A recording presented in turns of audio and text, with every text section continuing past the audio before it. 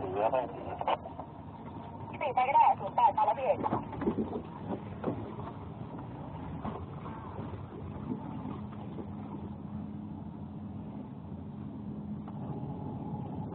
นี่รถพยาบาลนี่มีคนอยู่ไหมที่จ่ายการสนามครับครับ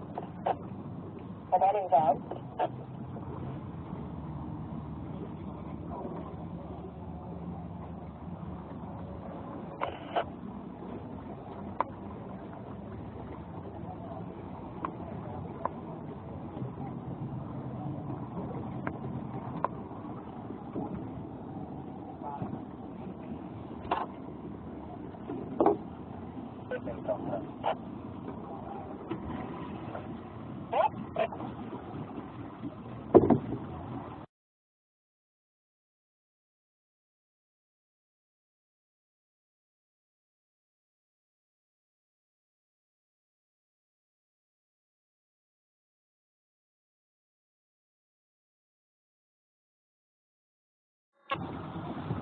กล้องเทป1 2 3 4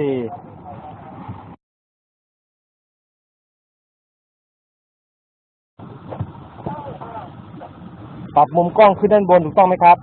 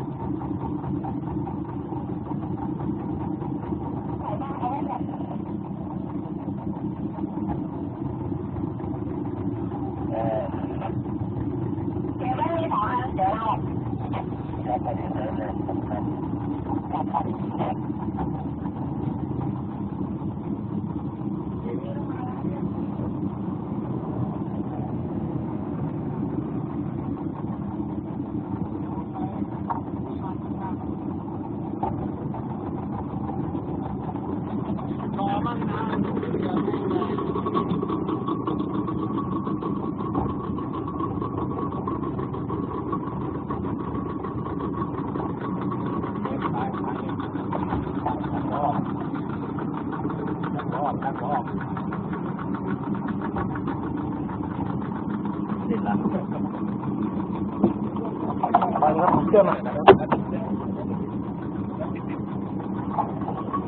ประชาสัมพันธ์สอบถามนะคะประชาสัมพันธ์สอบถามทีมนอกเหนือจากทีมที่สนามเมาส์แล้วนอกเหนือจากทีมที่สนามเมาส์เราควบคุมระยะเรือหน่อยนะตอนที่เร่งอ่ะเดี๋ยวลำเบอร์5ยังตามไม่ทันตอนนี้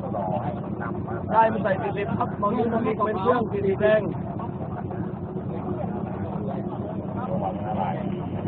โอเคแค่นั้นอย่างนี้เลยตอบคำถามกับพบ1 2ว่าที่โรงพยาบาลพระนารายณ์แบบจะทานที่พระนารายณ์หรือว่าเราจะต้องกลับมาทานที่ด่านโอเคค่ะแล้วก็ประกาศลงในส่วนหนึ่งครับว่า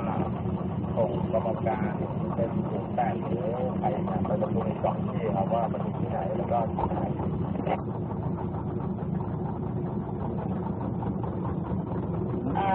อย่างนี้ค่ะคือจริงๆ01จะต้องเป็นคนแจ้งกลับมาที่นี่ไม่เป็นไรเดี๋ยว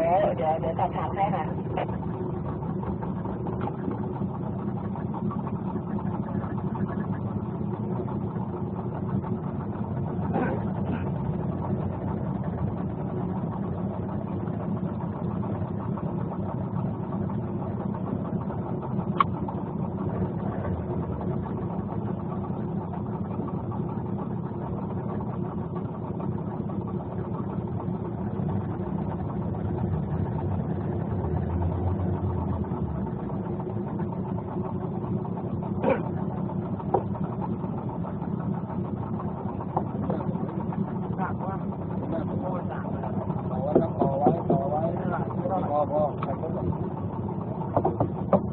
ครับส่งหน้านิดนึงครับเบอร์ 5เดินหน้านิดนึงครับเบอร์ 5เดินหน้าครับเดี๋ยวเรือจะเหวี่ยงเองครับตอนนี้ขอมาแล้วพอครับพอ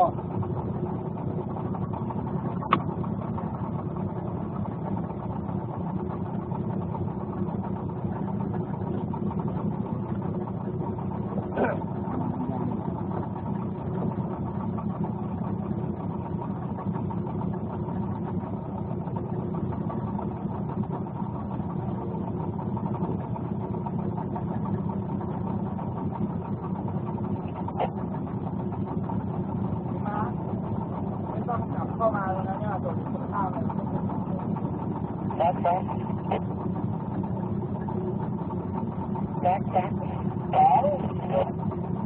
เขามาเฉยๆเว้ยเขามาเฉยๆเว้ยมึงเตรียมของต่อไป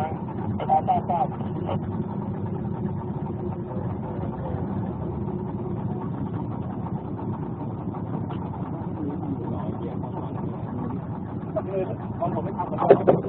ทำมาฝั่งเดียวออกจากฝั่งนี้แล้วต้องไปโน่นนะใช่ครับเหมือนเดิมครับเหมือนเดิมอยู่ฝั่งนู้นพร้อมเต็มครับพร้อมแต่ว่าเมื่อกี้สะพานมาเร็วไปไหนด้วย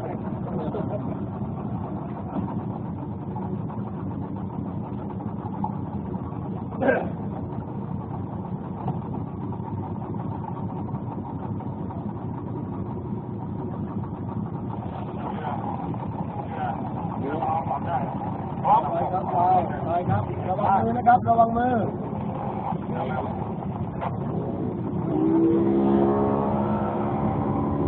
รับไปครับ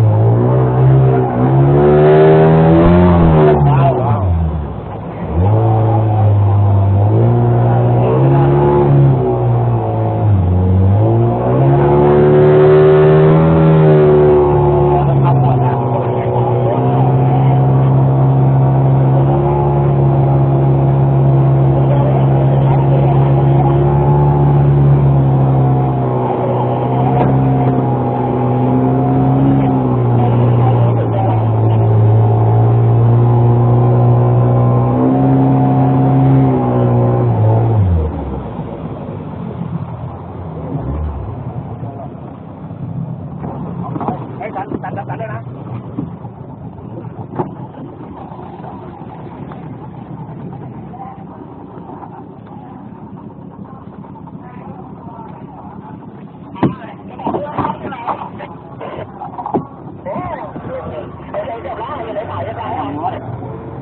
ไปฝั่งนู้นเลยอ่ะ